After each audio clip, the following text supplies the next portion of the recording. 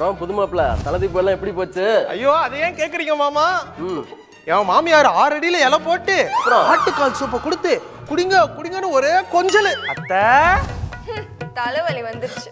என்ன அத்தை சொன்னீங்க? இல்லப்பா தலை தீபாவளி வந்துருச்சு. ஆமா அத்தை, தலை தீபாவளிக்கு விருந்துக்கு போடுறேன் வீட்டுக்கு வந்தீங்கல்ல அதான் வந்தேன். ஆமா ஏற்கனவே விருந்து போட்டாச்சு. போட்டாச்சா? போய் அந்த எச்சல் எல்லாம் எடுத்துட்டு வா. எச்சலை எடுக்கணுமா?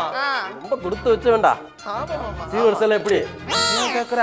உச்சந்தலையில எண்ணெய் வச்சு ஒரே குளிப்பாட்டிட்டாங்க. யாரு மாமியாரா? யோ என் பொண்டாட்டியா நீ வேற. அதுக்கப்புறம் மோதிரம் போட்டு தான் வீட்டுக்கே அனுப்புனாங்கன்னா பாரு.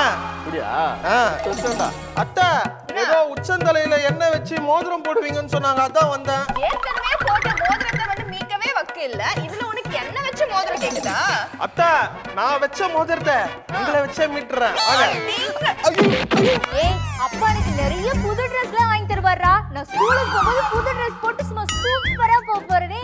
அப்பா எனக்கும் ராக்கெட்லாம் வாங்கி தருவாங்க, நானும் சந்தோஷத்தெல்லாம் விடுவேனே. அப்பா எனக்கு ட்ரெஸ்ப்பா. இப்ப போட்டுனுக்குற என்னது இது? ஓ இது ட்ரெஸ் தான்ப்பா, தீபாவளி ட்ரெஸ். தீபாவளி அன்னைக்கு என்ன ட்ரெஸ் போட்டாலும் தீபாவளி ட்ரெஸ் தான், அவ்வளவுதான் உனக்கு. அப்பா எனக்கு ராக்கெட்டு. ஆமா இப்போ நீ ராக்கெட் விட்டு தான் பெரிய சயின்டிஸ்ட் ஆக போற. ஏய் நான் பாம்பு மாத்திரை வாங்கி ஒண்ணு மேல ஒண்ணு வச்சு சும்மா கொளுத்தி விடுவேன்டா. அப்பா பாம்பு மாத்திரப்பா. உனக்கெல்லாம் தூக்க மாத்திரை போட்டு தூங்க வச்சிருக்கணும், இல்லனா உங்களை பெக்கறதுக்கு முன்னாடி நான் தூக்க மாத்திரை போட்டு தூங்கி இருக்கணும். இதுங்களை பெத்துக்கின தீபாவளி கொண்டாட்டம் வேற.